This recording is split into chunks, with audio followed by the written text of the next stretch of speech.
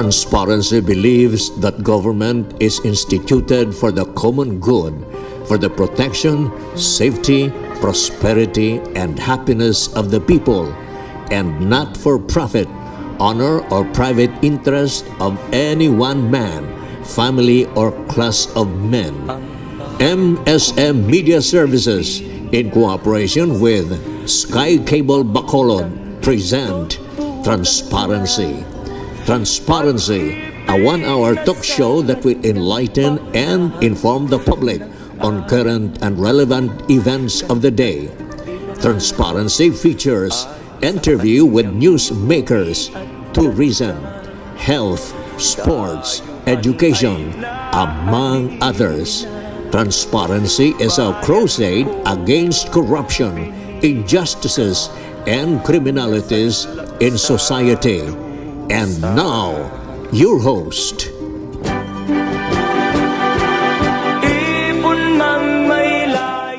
Good day, everyone. Welcome to our television program, Transparency. Sa gihapon po sa inyo, alagad, Mike Maghari. Kaya nagsugod na mga kabyanan ang pagkampanya sa atong mga kandidato sa pagka-senador kag sa party list groups. Ang aton main topic of discussion is timely and relevant politics. Kag pagambalaman naton ang sugar import liberalization, lakip man ang ining peke nga drug watch list, no? Kag iban pagid nga importante nga mga issue. Ang aton mga resource persons, mga kabyanan, duha ka media icons. Ang una nga aton igapakilala, mga kabyanan, anay presidente sa the oldest press club in the Philippines, the Negros Press Club. Sa subong sini, amo ang daily columnist sa bantog nga pamantalaan, The Guardian, kag chairman sa Negros Occidental Historical Foundation. Ang akon anay maestro sa LCC, Mr. Mode Saunoy. De, welcome. Good morning. Okay. Ang aton ikaduha nga media icon, mga kabyanan, a broadcaster by profession, ini siya isa ka ginakilala nga ginakabig media icon sa bilog nga probinsya sa Negros Occidental. Kag nakaagi ini siya national champion sa PRISA sa extemporaneous public speaking, no? Kag ini siya nakagraduar sa National Defense College. Kag isa man ka political strategist. Mga kabyanan, bugal sa transparency, nga ari liwat ang ato nabyan, Mr. Rene de Asis. Ren, welcome. Thank you, Mike. Si Rene de Asis, mga kabyanan, ako pa siya station manager when I was in broadcast sa isa ka radio station sa West Negros College, no? DYWN, DYNA. Nang parte sa politika, mga kabyanan, hindi man manigar nga sa subong sini, sako naman ng aton nga mga political supporters, mismo mga kandidato on the national level, ka mga party list groups, nagasugod na kampanya, no? Now, ang una siguro nga pagambalan naton parte sa politika, ning parte sa ginatawag naton nga ining political dynasty nga siling bala nila, nga nagapadayon sa gihapon up to now ang aton kongreso ay man makahimo sang guidelines o makahimo sa tika nga ang aton nga political dynasty dulaon, no? Ang aton nga initial statement salin sa aton abyan Mode Saunoy, what can you say about sining political dynasty nga naga-exist sa gihapon? Well, hindi na nigar ka ang aton mga politiko dire labanan dynasty. Ka makalamot gani kay sobra pa na sa dynasty. Kaya ang may dynasty nga matuod, ang tatay pakatos bata. No? Ang ato diya gani bata baliskat pakatos sa iya sa tatay. So naga-reborn sila iya. So ang dynasty iya supposed to be by succession. Okay. Hindi by succession. Kuha niya merry-go-round. Merry-go-round. Amo na yung ato dire. Kabalo ka ang hindi gina matabo. Kaya nga, aran ako sa Constitution nga prohibiting the political dynasty. Oo. Pero may kulatilyada Oo. to be provided for by law. Okay. Ti sino ang nag-provide? Sino ang member sa Congress? Mga political dynasties. Kag ang kutob sa bag-o dira, may plano ba na ang magputapan sa ilang dynasty? This will never happen. That will never happen nga madula ng political dynasty. Kakapit pa, ang aton nga mga bulo-bulo, tuway aga sa pak na sa ginatawag nga political dynasty. Oo. Because of our characteristic as Filipinos. So it is ingrained in our culture nga ginatawag lang nga utang nga loob. So kung sino ang makahatag sino, ang kabulig sibo, bisan ano pa da nga buyayaw na sa politiko na, hindi siya, gyapon na siya maupon.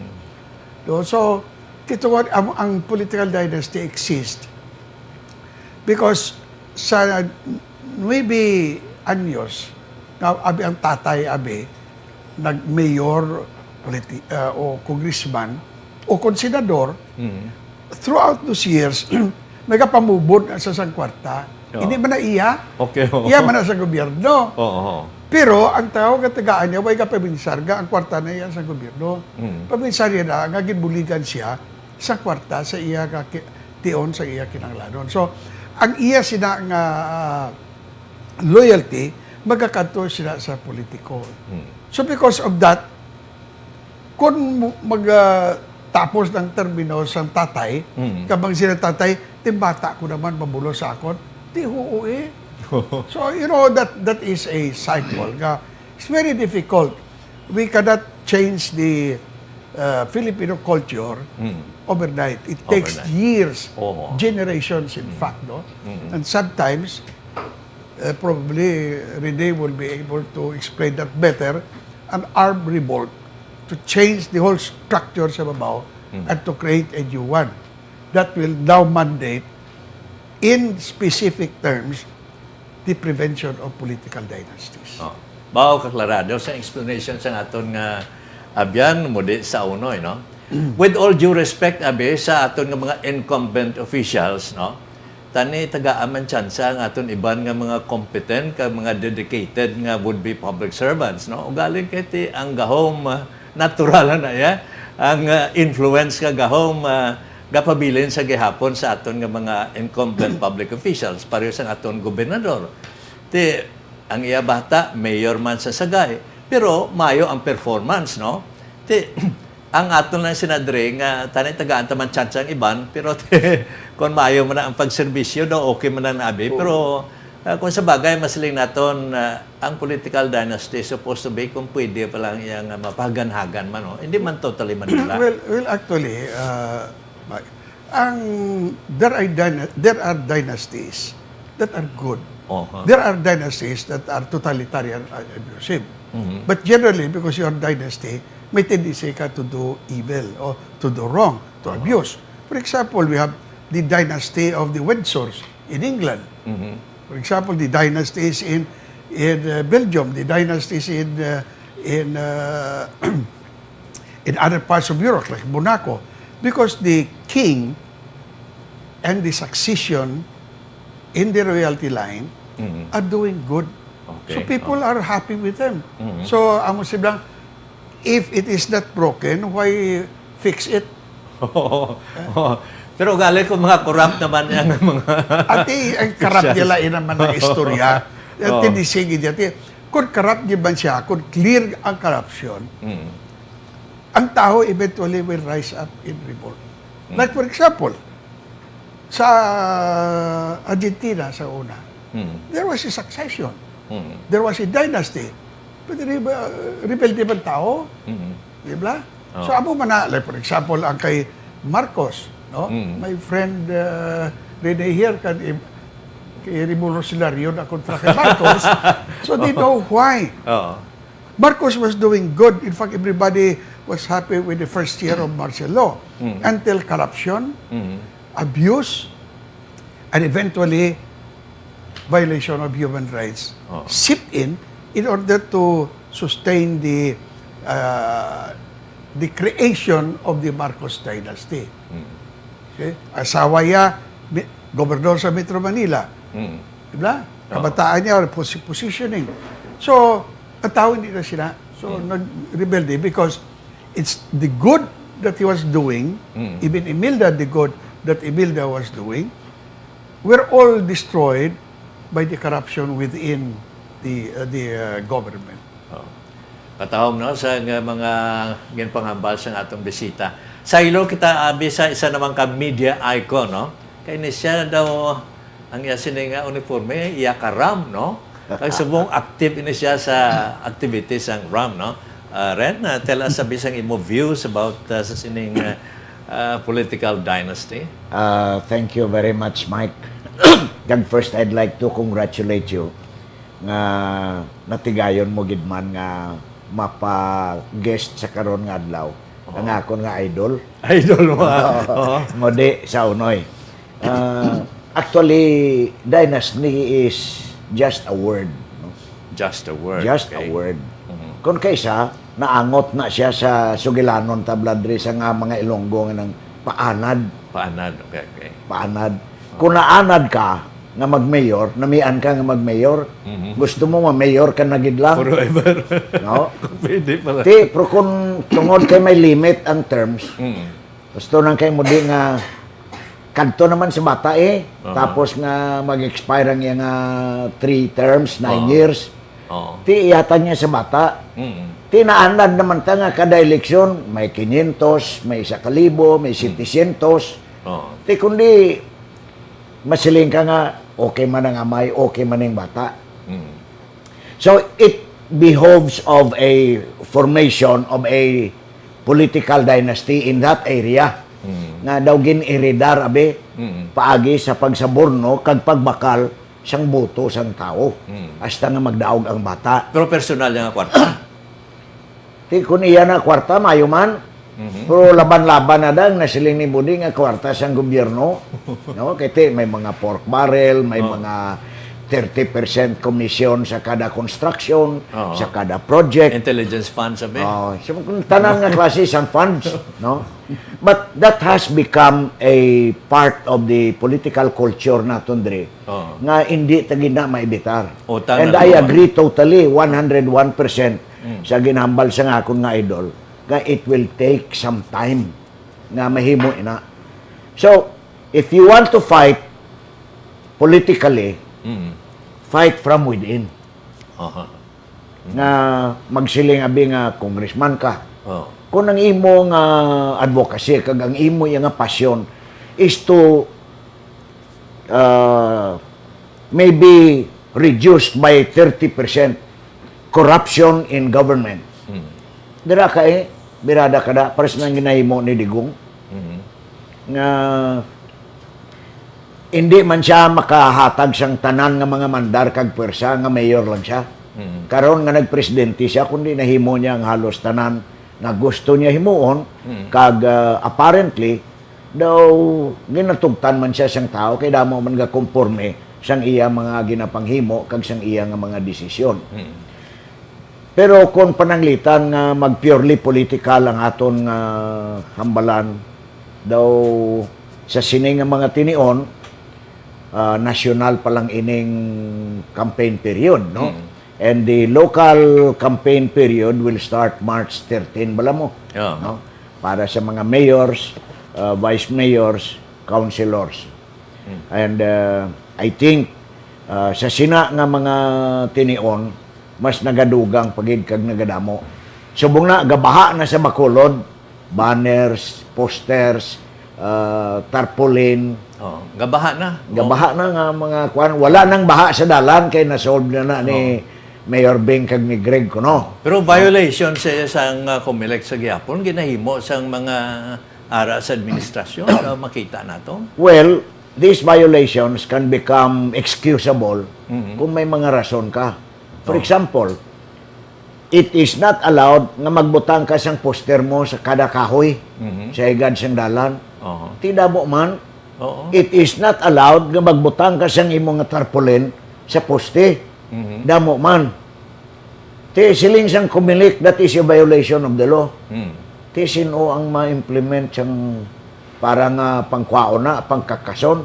Kay may oplan baklas man, operation baklas. Oh. Galing, isa ka adlaw, pila ka truck ang makuha, pagkaaga, ara naman nagbalik. So, hindi mo basta kada politika nga, tungod kay kita nga tao, kag kita nga mga naga-interest sa politika, ginatolerar ta mo. Oh. Ang kandidato ay mangita ginamidyos, especially nga kung damo siya kwarta, kag damo siya maimprinta. Sige lang, kung kwaon gani, butangin yung liwat. Okay. Ang aton nga mga pumuluyo, siling sang iban, ilabi na gid ang aton nga mga botante, daw ka mga immature kuno, hindi kay balo magpili sang husto nga mga kandidato. Ang ginapili nila ang popular abe, mga artista, ginapili nila ang waywaagi kung maghimo sa mga laye, kay lawmaking ang ibanta mo, mga kandidato, mga senators, no? Immature kuno ang aton nga mga botante. Ginambalan man ang parte sa vote buying, mabakal ang tao, no? So, ano di abese mo ang mahimo tabi nga mapaganahaga naton ang binaklanay sang buto nga hasta subong ang kumilik daw hindi kabalo magpandakop o daw hindi makontrolar sang kumilik. Actually, batuod sila. Ang kumilik, mahir mag-angal. May wag-angal, okay. May sa angal, sige sila, for example, illegal na mga poster na pero ginahimo nila. Why man? May baklas na, pagkaaga. Kung pagkakuha sila, pailan na yung kaso ang ilang kandidato na, tanaw ko din magdinalaga ng lada, pabubutang. Why pag ginahimo sa kumilik? Abe, pila ni kadlaw ng may Rene, ang baklas, sino ang nafailan sa kumilik sa Bacolod o sa probinsya o sa nasyonal, kay truck by truck na, nga away na failan ina kaso, kay illegal na. Yung kakasbo, kay illegal. Yung away ko may file kaso. Kinanglan immediate ang pag-file. Kinanglan, no law can ever be followed without enforcement. Oh, yes. So, natural. Why, hindi pwede yan nga. You pass a law, and then you don't enforce. Kadlawan kayo mo sa tao. That is why people do not take the comic ng mga warning.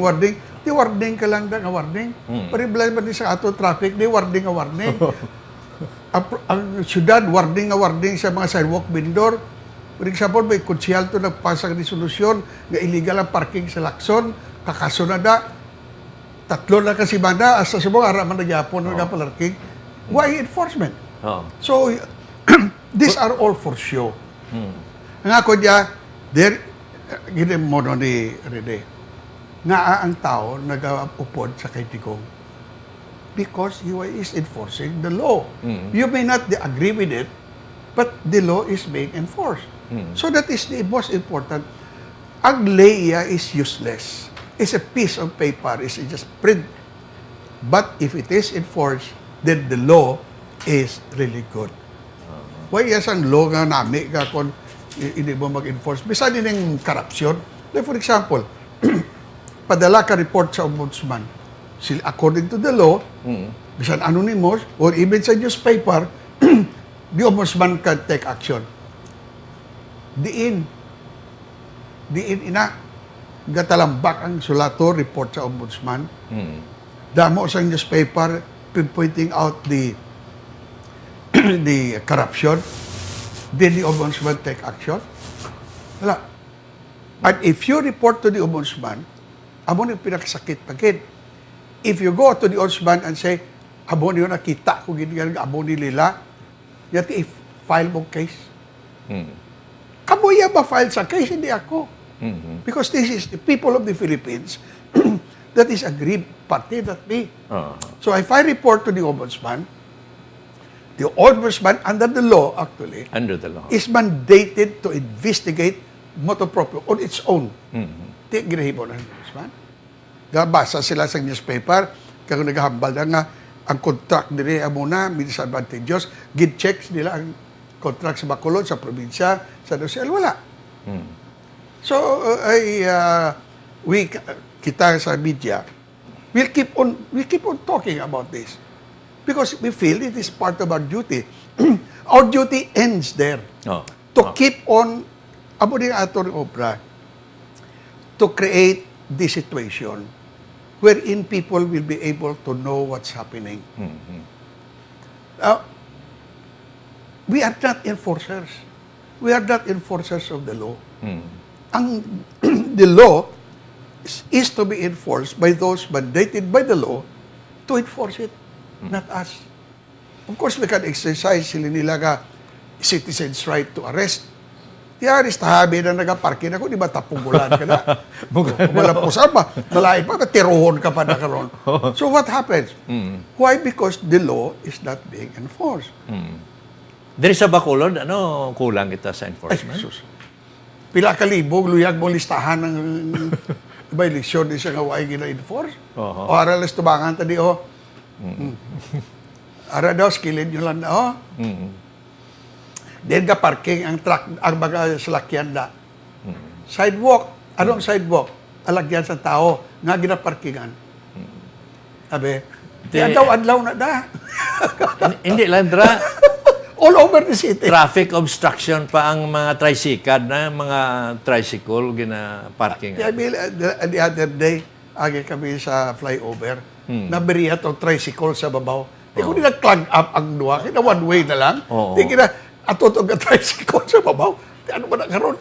Hindi mo na da pwede. Hindi ka di pwede. Pro nga ara da. Because nobody is enforcing the law. Ang traffic enforcers to sa punta, nagapasilong sa dahon sa lubi, nga kag nagasigilanon sila. Di ano mo na? Gasugilanon sila. Why sila action? Pero nag-stack up to sa babaw, tungod kay may tricycle to. Ano ba sa babaw ginsaya? Dito sa Namberia. Display sa mga tricycle, tawa isang suga. Nga kung mabungguan sa salakyan, ikaw yung nagasakay nga pasayro. Malo kang utok nila sila. Kung mabungguan mo ko, hindi makukbayad sa imo, tisukta lang to imo nga insurance. May dugang ka, Ren? Natingalagid ko nga nga politika gid ang imo nga ginpili nga topiko karong adlaw. Amo ning pinaka madalom, pinaka mabudlay, kag pinaka complex nga diskusyon nga wala ni sing katapusan kag wala man sang solusyon. Wala man solusyon. Okay nga. Politics and government, they always go together. If you want to have good government, dumduman ko si Cesar Blas Trebillo, get good people and you will have good government. Pila ang good people diri sa aton na makahatag sang good government? Number one question. Kung ara ka sa pwesto, mangawat ka, hindi. Hindi ka mangawat. Promise, ginaya, hindi ko. Pero kung makakita ka gani nga ang imo nga mga sumulunod, makadto sa imo, aga pag linya na sa imo nga gate, ang isa may resita nga dala, ang isa may ulot da na gid siyang suga tanan nga mga kuanada magkuot kas bulsa mo wala dugay-dugay may maabot na nga ay timing gini Ario sir may gin padala diri nga kuan naka-collect na kaghapon ti donasyon niya hindi man na pangawat kay donasyon mo pero ginbaton mo are you good or there is a beginning of corruption in you so masyado ka budlay, masyado ka dalom, nga the problems are so many, so deeply rooted, nga hindi na takbalo kung diin ta masugod o kung diin kita ma-intra na yon nga gihang para nga makabulig kita solve sa mga problema. There was one pundit who said, if you want to solve government, just try one simple thing, remove Christ from His cross. If you can do that, you can solve the problem between politics and government. Pero siguro hindi man mahimo nga wala gid kita sang himuon. Bisan gagmay lang. That's why the challenge is always nga kita nga mga tao nga nagareklamo, we ask ourselves, what have we done to help nga ma-solve ini nga mga problema? Kung wala pa, ngita ka and then act. Kay siguro, amat-amat lang na nga amat-amat, but it will take a long, long time. Sugod ko sina, agree ko sina rin, no? It will take a long, long time. Pero abisaylo naman kita sa interesting man nga topiko, no? Damo sa mga media ara sa drugs watch list, no? Mati ko no, pinsi ko no katapo sang media, no? May ara man mga pulis, ha? May ara man mayor, congressman, vice mayor, mga konsehal ko no, baka damo iya sang ara sa listahan. Siling sa iban peke ko no, hindi man matuod. Mga kabyanan, dali lang kayo nabala nato na karon dugay-dugay. After the break, we will be back shortly.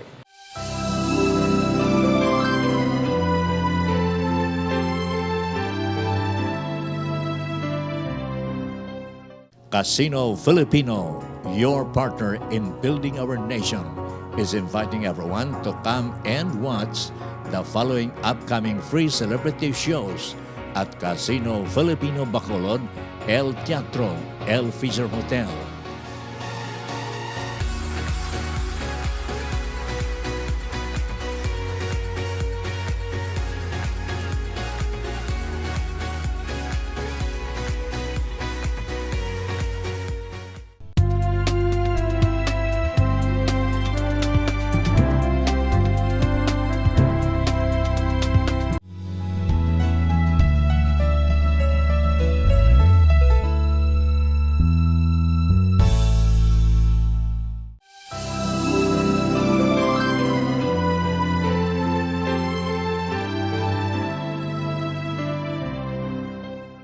Welcome back to our program, Transparency, right here on Sky Cable Bacolod. Now sa Manapla, gali, bago lang nasunog ang merkado sa Manapla, damo na afektuhan. Kag, of course, sa Manapla, I don't know kung political dynasty, kay ang asawa subong amo ang mayor, despes ang nagapapili, ang bana naman liwat. Balik-balik, no? Daw Escalante, bla ang apelyido sa incumbent mayor nga asawa ti ang bana sa tunguna sang guni ang panalawigan member, no? Now happy viewing gali sa mga taga Manapla, no? Ilabi na gid sa mga Martires family, Mr. Antonio and Anita Martires. Of course, ginatamyaw man naton si Miss Eva Martires, si Jennifer Martires Dicket, kag of course sa mga Aspandra, no, si Antoinette kag Meko Aspan. Kag tanan naton nga mga viewers sa Manapla kag diri mismo sa aton sa Bacolod kag sa Talisay, no, sa Transparency. Now ning parte sa drug watch list, damo sa mga listahan, ting iban nga listahan daw ara ang ngalan sa iban, ara ang iban niya why, no? Tingaban niya nga nalakip ang ngalan kag why man abi intra sa pagbaligya sa illegal nga droga, why gid involvement, ti daw nagatsabaw sila. In fact, ang mayor sa Murcia daw nagareklamo gid nga ara kuno ngalan niya sa listahan, no? Anong take mo sa ni my friend? I think my column on Friday is about that list, the list. I have seen so many lists. Aton? Even sa 2016 pa, may mga list na ginapanghatag sa akon da. Damo na da. Bayara ganito sa oras na 2016 ka. Di ko doon, di kinikbalon rin pusa guro rin ko sang subay rin ko o butang mo din sa killer list. Problemang tao to yan. You know, ang problema sa nga list is it has no source. If this is a valid and credible list, then the source must be identified. Kita ang we write. Ako, I write every day. I never write anything. I receive a lot of documents. I never write about the content of that document unless I know where it came from. Because anybody can prepare a list. You can prepare. I can. Hindi can prepare a list. Kapit pa karon nga kwan, i-Xerox mo lang na. Buatan mo, i-Xerox mo, kag hatag mo sa isa, hatagan mong dua. Nang dua na, may pa-Xerox mo, tag dua, for all you know, everybody has a copy. I-Facebook mo na lang. Abudlay pa matrace ka. Bago lang, before the interview, I told somebody, your name is in cyberspace. Ikaw nag-download sang isa ka Listahan? hindi, ang interview. Oo. The interview of a woman who implicated a lot of people. Hindi ko ikaw sorry, ikaw nag-download, diaway ko balo, diaway kalisak balo, iyang ala na sa babaw, ang nag-download sila, tinalalapta na all over. It's all over the cyberspace. So hindi mo na kuya kwan sila yan, hindi ko arangalan mo gatapik sa video. So I don't know what will happen to that, no? But I told her it's about it. Diba isa kabalo. So ini mga list nga ide. Well, at least ato iya ang interview. It was published. Ato to ang task force kasanag, I think. And may mga affidavit. So that is a valid, and that is therefore valid in the sense nga arang source. Whether it is credible is another. Okay. Because any document should be valid, it should be credible. So ato iya, valid. But it was not credible in the sense ng babae lang naghambal. Of course, it was an affidavit, no?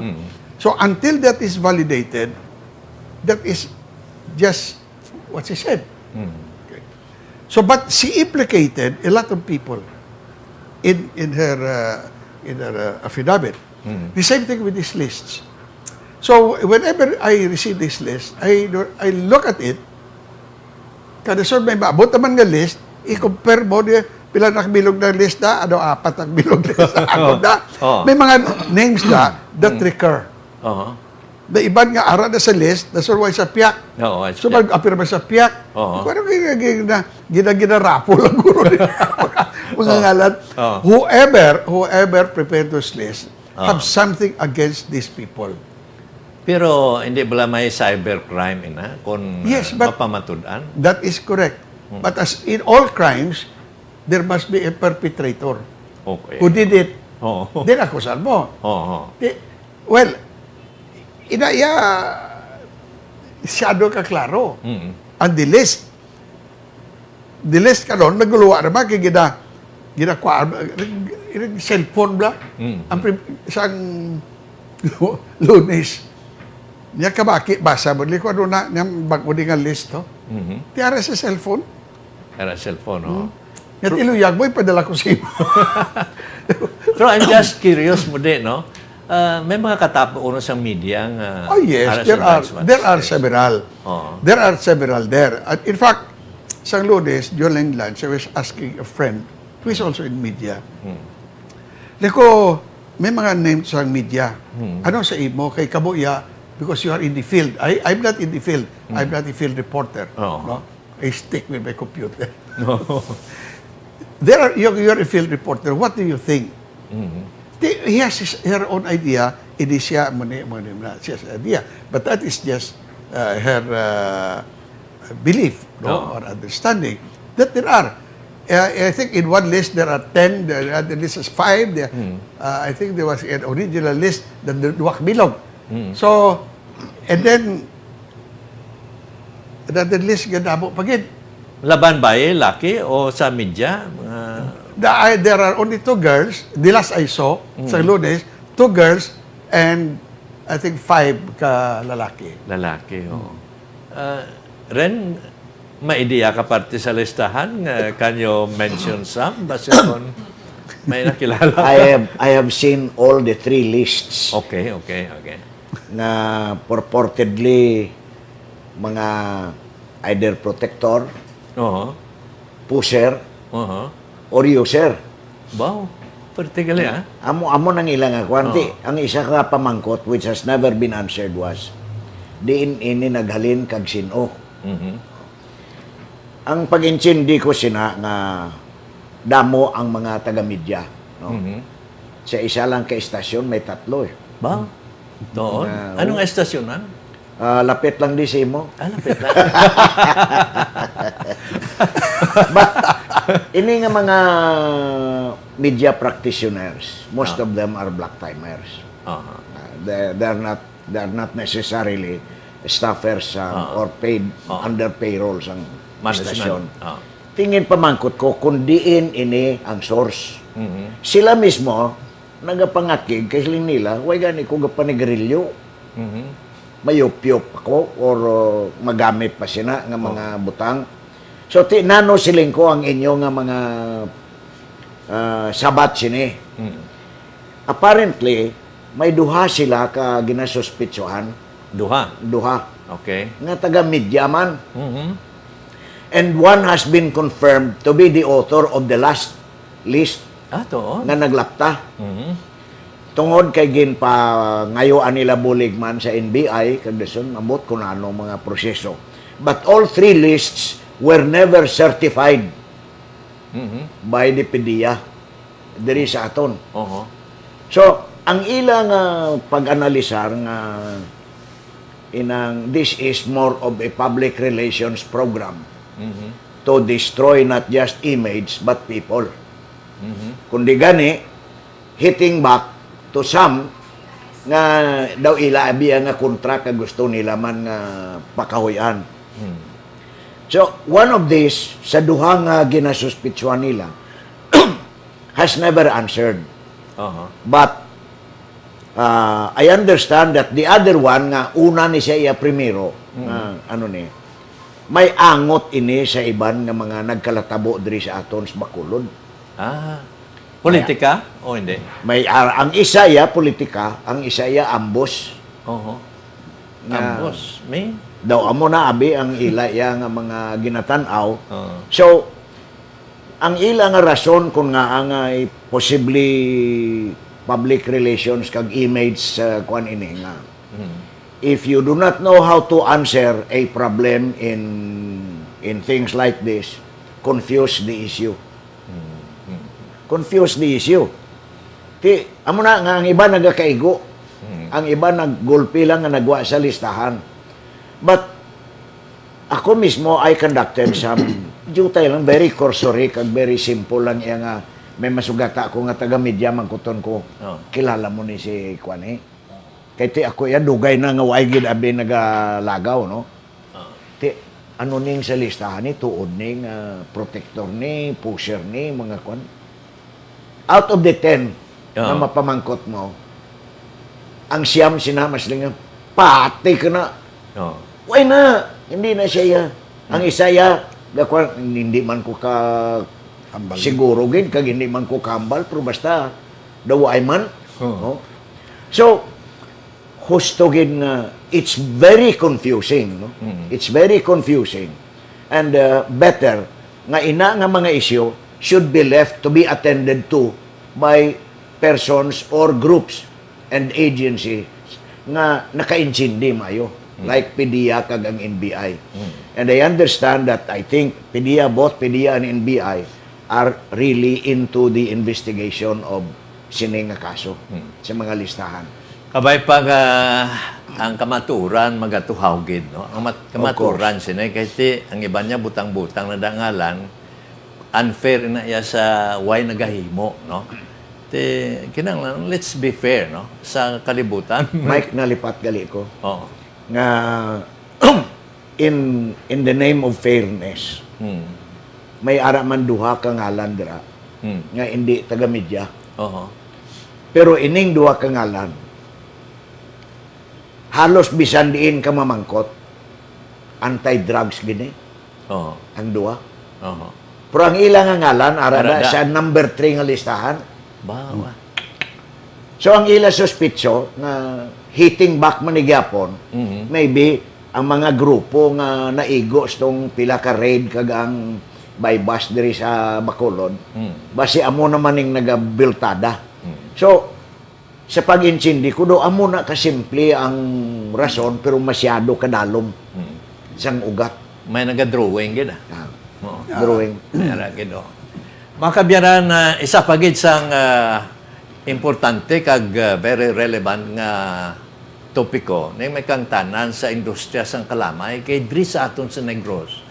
Gasalig kita sa aton livelihood kag aton economy sa sugar industry, no? Ang aton yang mga sugar industry leaders nagapangabaygid sang presidential intervention para nga hindi lang abi matabo ng import liberalization nga maligal, no? Mga kabyanan, hambalan nato ng karon dugay-dugay. After the break, dali lang we pause for a while.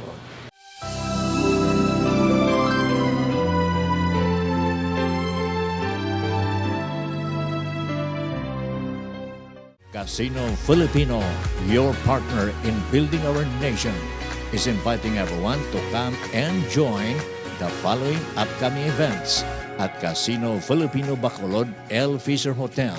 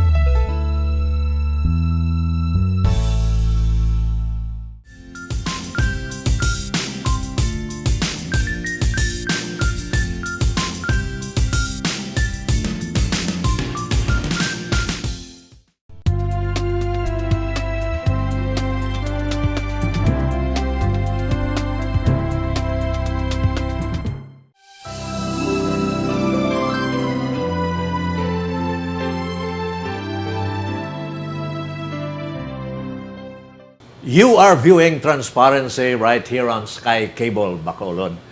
Mga kabyanan ng parte sa industriya sang kalamay, pabay, antaran to anay ang listahan kay Plakadla, mabalaan tagid na halin sa NBI kag kunano nga government agency ang pahibalo sini kunano ang outcome sang ila sini investigations, no? Nauning parte sa sugar industry, mga kabyanan, sa nagligad lang inadlaw ang atong presidente nagperma na sa sining import liberalization sang bugas. Kayong bugas siya importante, ginagamit sa tao. Ang pagmahal sa bilis ng bugas na ginampangan sa mga rice traders, mga holders, mga opportunist, mga negosyante, no, sa bugas. Mo nang ginimo, may import liberalization. Pero sa kalamay, mga kabyanan, ang atong mga lideres sa industriya sa kalamay, nagpangabaygid sa kay Secretary of Agriculture, Manny Piñol, nga kung pwede mabuligan ang atong presidente nga hindi lang ni ang import liberalization kay si Budget Secretary Jokno daw mo gini ang nagaduso nga mahimo sa import liberalization kag iban nga mga economic managers ang administrasyon ni President Duterte, no? So ang aton nga media icons, si Mudi siguro makahatag man sa pila ka mga information sa aton mga viewers, may kang tanan sa sini nga problema sa industriya sang kalamay kay dako ini nga huol para sa mga dependent sa industriya sang kalamay, de? Well, actually, ini nga problema is not new. It dates back to 1980 with the agreement of Asia and the Pacific Agreement on liberalization of trade. And this includes all agricultural products, rice, corn, sugar. And I remember in 1990, I talked about this, I lectured on this, the impact of this in a conference in Seoul, in Korea. And I wrote warning the planters, matabo ni siya because we entered into the treaty. And if you study, you know, I'm not a planter, but I study the sugar industry very, very tediously because I know it's basic to us. And my study shows very alarming data. Our production is not going up. Yes, okay. It has reached its peak of 1.9 up to 2.2 up to 2.3 million tons. Oh. Okay. And yet, our consumption is growing up. At the time when we reached the 2.3 million tons, our consumer was only 80 million. 80 million, okay. We are now 2.1 million tons. Our consumer is 105 million. Okay. In other words, if you are a little bit of statistics, ang manog kaon, nagadamo, ang ibong pinggan, kagkanon amo mangyapon. So, pag-abot ng adlaw, na kalanon ninyo, makulangan yun ka mo. Kulangan. So, what do you do? Dahil balik ka to sa kagmagsukan. Kay barato to ya. Abo ni kasukan kita, we need importation. Yes, Because it is not fair nga ang presyo naton sa kataas.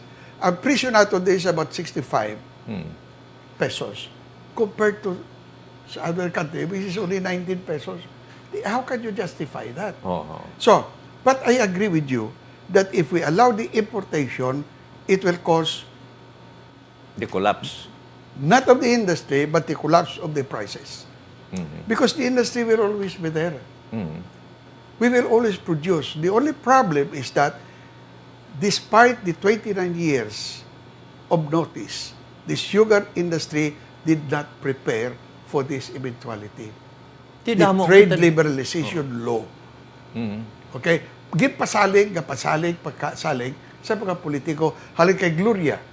Pasalig. We have safety nets. Where are the safety nets until now? And she was saying that when she was running for vice president, there's no safety nets. Okay. Albi Benitez tried to help. May 2 billion para sa sugar industry.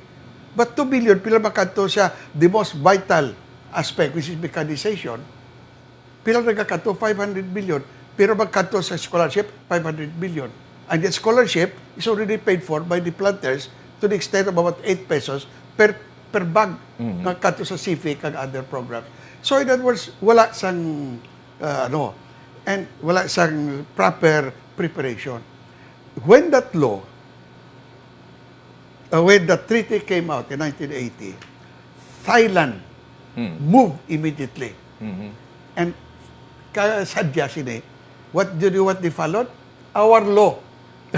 The Philsocom na Sotra law, gid sunod nila with a little modification. Modification. Which is now being done. That is why they can produce better and cheaper, and we cannot because we remain and retain the old practices of the 1920s. Abo ng problema. Kulang kita mechanization, no? Not only mechanization. I will give you. Why should you, a planter in Mabinay, mill in Sagay? You tell me what is the economics of that. Bakit ka layo? Oo. Kung layo, anong problema? Transportation cost. Precisely. Oh. Dead mo, sokto, kwao na sa kalamay mo. Kaya makagaling ka sa binalbagan.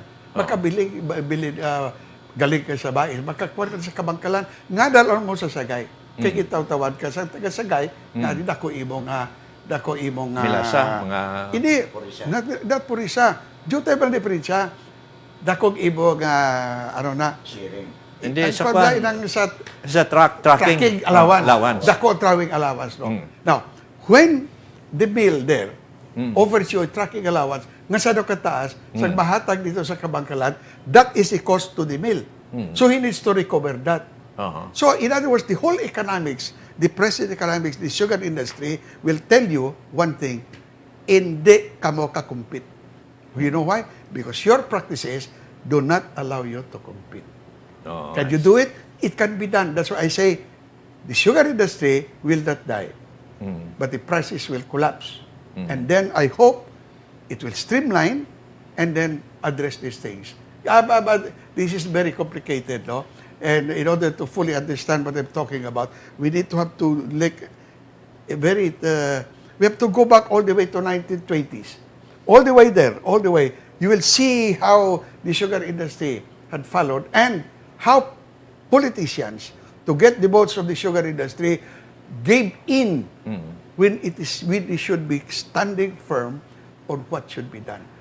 The bata mo lang, pagustuhan ka pagustuhan, so uli nag-addict, di sino masulor mo, kaya tayo mabakar ko to, suyupon ko, o hari kwartawa, kasamok, gabadyong pa kami di kani. So you see, abo na lang natabo. So we did not prepare for it. Now we are here in this situation where the president says, no. Why? Anong rekomendasyon ni Pidol? I will give your petition to the economic managers and not to the president. So bilang, ikaw nag-decide, hindi, ihata ko sa imo recommendation. Patay to yung recommendation. That is a political move on the part of Pidol. Nothing will happen. Nothing will happen. Ren, daw, gahana ka Abi hambal? mo, Mike, sa aton sa nga grupo sa media, duha katawang na biliban ko. Basta sugar ang topiko. Okay. Si Primo The late Primo Slayer? Slayer, kag si Mr. Modesto Saunoy. Accuracy in terms of figures and statistics. Daya maghambal na, magsilinga mo niya muna. No? And I think ang ilang kabuhi as media, no? Angot gidra permi mo sa that's why nga ang ilay nga experience kag ang ilang mga ginapanghambal parte sa sina nga mga problema hasta ko saludo, no? And ako jutay lang experience ko ya sa sugar, and it's not so much on marketing or production kundi ari ko ya sa social amelioration. Kay nagkadugay sa akon hasta nga nag-regional director ko sang Sugar Industry Foundation for Visayas and Mindanao, no?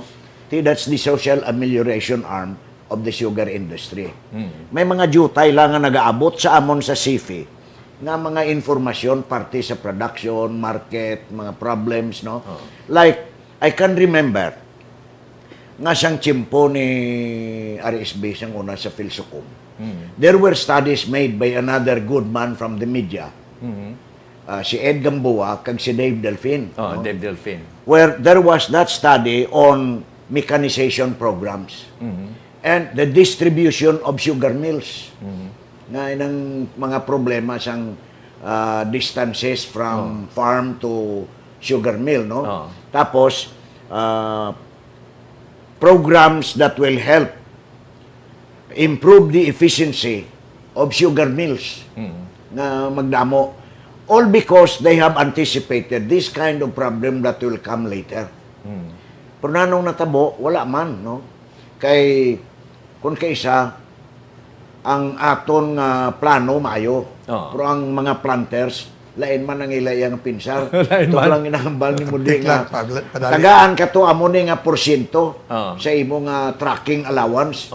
Ti dalon mo gidto nga kung halin ka sa Mabinay, ara lang ang bais, ara man ang kabankalan, sunid ko, ara man ang binalbagan.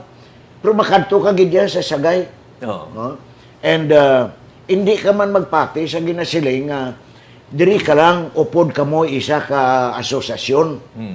Kay kung mayong isa ka asosasyon, dugay-dugay may makompetensya naman na. Isa lang sila ka lugar. So, the complexity of all this and the seriousness of the problem has caught on us, no? Sa mga tsimpo nga mabudlay nga maesplikar sa tawo nga inang hindi bala masyado gid ka ansyano sa mga data sang sugar na pickles pila na ini nga market ti karon kay ari na ni madumduman ta na nga hindi ta ka kompetensya sa Brazil. Kay ABC na mo. Thailand. Brazil, nano pa na China, Australia, no? The ABC of sugar. Nga hindi ta. Kaya ang ila dito, 15 hektaryas ka lang, 12 hektaryas ka, wala to ya tao nga nagapang tapas. Halin sa arado hasta sa planting. hasta sa irigasyon, Mechanized na. mechanized tanan-tanan so that one family can productively produce sugar para nga mag-ayong ila pangabuhi tungod sina nga programa kag suportado sang gobyerno. Tidre sa aton, land reform. Tidre ang sa aton, kalutaan land ta. reform. Oo. Kiyan. Ang land reform nga wala matigayon sa sugar industry, there is a natural way of reforming sugar kaya ang sang unang 400 hectares, apat ang iyang bata, napatay ang amay, tag 100 hectares na. Oo. Napatay ang amay, tag 25 hectares na. Karon ti ambot pilan lang ka hektarya ang nabilin sa mga apo. Tingkay sa mga farmer beneficiaries. Correct. Oh. Yeah, actually, ang isa nga subong even now at this stage. And I spoke a lot about this. I was invited several times in several mills and planters groups. The problem created by the Agrarian Reform Law. Number one, sugar is a plantation crop. Okay. You cut it into portion, you cannot produce. No matter what you're going to do, you can never produce at a low price, at a low cost. Second, you cannot borrow from the bank. Oh. Because if you are an agrarian reform law, you can only deal with the land bank of the Philippines. Okay. Okay? No bank will ever finance you. Why na naiya sa una ito mga crop loan? Why? You go to the land bank. Sino ba kanto sa land bank? Apply ka na, 3 bulan, why pa imo nga loan. So, what happens is that, you know, Rene knows this because aras lang sa CFI, sa una. The planter will have to borrow money because of the high cost of cultivation. Bahal na iya. That's why may crop loan. Kung why ka crop loan niya, tsado ka na gina ka mangaranon. But tungod sa crop loan, which was established in 1856 pa, ang crop loan system, amo na nagabuhi sa sugar industry. Kakason mo karon ng crop loan na. So, hindi mga 3 teryas di madlaga ni para magkuhan. Oo, magani. So, Mag-finance. dako gali nga disbintaha sa industriya sang kalamay ang land reform nga ginatawag sa sugar I industry. talked about that Ah. in 1987 in Manila, the dangers of carp. Fortunately, the draft bill, House bill, I cannot remember, that Congressman Guanzon and 120 congressmen Oo. agreed. Ako nag-draft to mo. They all agreed as co-authors. It was filed. So may House bill, pinatawag ni Cory Aquino, si Robin Guanzon. Oo. Kasi siya, hindi na pagsigihon ina nga bill. Sus. You know what? It could have saved the industry in the sense that you don't cut up the plantation. In fact, you should consolidate small ones into bigger plantation so that you can mechanize. Di ba? Then social justice, di ba? No, social justice has a purpose. The purpose of social justice is that justice is done. If you do injustice to one, you cannot do justice to the other. Klarado. Justice has to be social. In other words, it has to be for all. You cannot take away from one, give it to the others in the name of social justice. How about this? He's a victim of injustice. What is the social justice there? They are interpreting the social teaching of the church for purposes of politics. That's not what the church says in the encyclicals on social on social justice. Anyway, Ang aton nga mga Layo na. congressmen sa Visayan Block, no, headed by Congressman Albi Benitez, buligid nga hindi pagsigihon ng import liberalization, no? Nagpamalabag abi sila. Ang aton sangkunay ang panalawigan sa probinsya in mass tanan sila naghimo man sang motion nga hindi pagsigihon abi, no? Damo ang mga lideres sa industriya sang kalamay. Ito depende kung ano ang matabo sini. Pero sa imo lang abide bilang knowledgeable sa industriya sang kalamay. What do you think? when the number one, the president listens well to his economic advisors, number one. Uh-huh. That is why, despite the fact nga ang rason nga isang rice is stronger sa kumparar sa iya sang sugar industry, gin-liberalize siya ang importation. Uh-huh. Kabay pag sugar. The purpose of this is to reduce the cost of sugar and rice to the consumers. To the consumers. So. Okay? To the And that's the purpose. Uh-huh. Because sugar is a basic food as rice. Hindi ka na corn, but rice and sugar. So, what happens is that taas ang bili. So, what happens? Kung wala smuggling, we will be rationing sugar. Kung wala sugar smuggling. Kung wala sugar smuggling. But because there is smuggling, and the worst part of that is part of our sugar, dutay na lang aton sugar, maput-put apat ang gabay dito kay ipadala sa Amerika. Kag ibaklo mo yung barato, bligyan na ito mahal. What is the logic there? Di, damo ganan siya eh. Sino gaganan siya? Not the producer. Because the producers are forced by SRA to sell their sugar to the United States at a low price. When kulang gani, kulang pa gani kung 100% nila ang kalamay dire sa Pilipinas, that will alleviate a little bit. Pero kwaon pa nimo, ipersahon ka nga ibligya mong part sa imo kalamay nga barato na persahon ka pagid ka magbaligya sa barato pagid. Is that justice? Okay kung galalawas na, di okay na. They are talking nga, yung barato nga climate are dump sugar. That means, is sugar gas surplus. Then we have to dump sugar. So, we dump it here. So, ang atong nga problema sa industriya sa kalamay daw mamulubudla ini nga problema, no? Basta tamis lang. Basta tamis lang yapong kalamay. Why nagtasang time, no? Ren, ang atong nga parting shot sa atong nga mga viewers. Well, the ubiquitous TV commercial says, usisaon ta, panilagan ta, pamangkotod ta, kung angayan gid sila. Kaya ang atong topiko politika, no?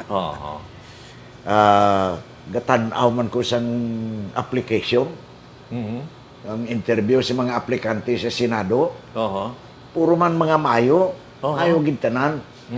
So, these are guides sa aton, no? In search of good government and in search for good people. I think, i-recommendar ko nga ina nga mga proseso sundon kag siguro updad sa aton nga mga tagpalamati diri sa imo sa transparency program kay makabuli gid na siyang dako. In the general effort of trying to come up with something that will become a participation of the ordinary citizen in building up a good program of government and improve our society. No? Amo gid lang na kasimple siguro. Contribute lang ta tagyutay. Way man ta kwarta nga contribute effort. Kag siguro ti amo na hindi man na manigar nga pagsugod siyang kampanya na ni lokal, mas magasako pag ini kag magasadya, no? But ultimately, election day will be the reckoning day. And that will be the finalization of all these things. Kabay pa nga there will be time again before elections nga makatipon kita liwat. Kag diri sa imo sa programa makahimo man kita sang evaluation on what's going on kag paano na ang lakak, no? Pero ang aton nga mga napriso nga mga senador do napapili gyapon may mga artista kita anong namian kasi na mga Why gid ko yan na nami ang mga artista. I will mention here kung pwede, no? Okay. RAM is a party list. Suportado sang tanan nga mga guardians all over. Sa amon nga national chairman si Danny Lim, chairman sang MMDA, there is only one major advocacy: good government. Good government. kag public service. Okay. On that note, thank you so much, no, Mr. Ram. Si Mude Abede, ang atong parting siya. Ako lang ang yung mga these topics are all very complicated. But in every problem, there is always a solution. And in fact, a problem is part of our lives. No? Without problems, why there's no dynamism. And that's the word. Dynasty comes from the word dynamism. Dynamism and dynasty have the same root. It is supposed to be a movement of things. So in a way, ang political life, for example, Rene is talking about kita mamati kita sa ila. You probably one thing good for Bacolod, for example, kasi una ginibo man is a debate between Josel Batapa and Mayor Bing. Mayor Bing. Oh. They should debate on issues because that brings out what one thinks and people can make a decision. Sa probinsya, why ta debate na kayo? Why kontra. Why kontra, no? Gin plan, sana to yan. Nila, okay man, tao na acceptable man si Vice Gov. No, acceptable man, way man sa nag-angal. Okay, so, but in Bacolod, for example, the fight will be very intense. The issues are very, very popular and very will put rather the mayor in a defensive mood. So the other one is sa Kalamay, as I said, it's a long time, but there's always time. My column, I think tomorrow says they must accept the reality that today they can no longer dictate on the government. That their position is already very weak because they cannot produce the votes that the rice farmers cannot. More rice farmers than rice their planters. And yet the president will not listen to them simply because of the votes that they can deliver.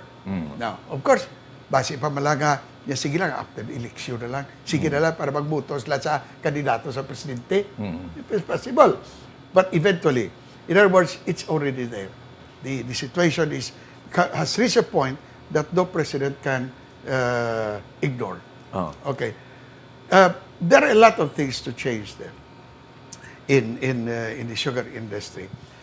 And I hope that our leaders, as you said, Ed Gamboa and Dave Dilfin, we talk about it, but I lost the copy of the study. But I'm sure the study is still there. Or even then, it can be revived because the data, that's why my column says, the expertise and the knowledge and the programs and what should be done had been available in the industry for so long. I remember that. So long. It even dates back to 1927 when Dr. Luxid proposed already things to prepare in the eventuality that we are going to, that the sugar industry will no longer be able to survive because he saw, even at that time, the need for, mechanization. You know, I went to France. One family with 20 hectares finished plowing in the day. Grabe. Bata iya lang nga babae nag-drive sa traktora, pungko na, mati sa, kung sige drive, kung tapos sila. Si babae, in high school. So, in other words, hindi naman tanan, but it will require a very drastic amendment of the CARP law. But it can be done. It can be done. If they are willing to listen, first accept the reality and listen to something new. So on that note, thank you so much, no? Mr. Modesto Mode Saunoy. Welcome. Okay. Mga alam ng mga tao. Second time around sa transparency, no? Si Mode Saunoy. Of course, si Rene de Asis, no? Napasalamat kita sa ila sining mga ideas and thoughts sa aton nga mga topiko sa karon. Kagang aton nga words of wisdom comes from the late U.S. President Franklin D. Roosevelt. in politics. He said, and I quote, "Corrupt politicians and diapers must be changed often and the same reason." Ang inyong alagad, Mike Maghari, nagkasiling, thank you so much. God bless everyone. This has been another presentation of Transparency. Be with us again every Wednesday, Friday, Saturday at 8 p.m. Channel 32 and on Sunday at 12 noon Channel 40. Keep informed. Keep it here on Transparency, Sky Cable Bacolod. Thank you for watching. Happy viewing, everyone.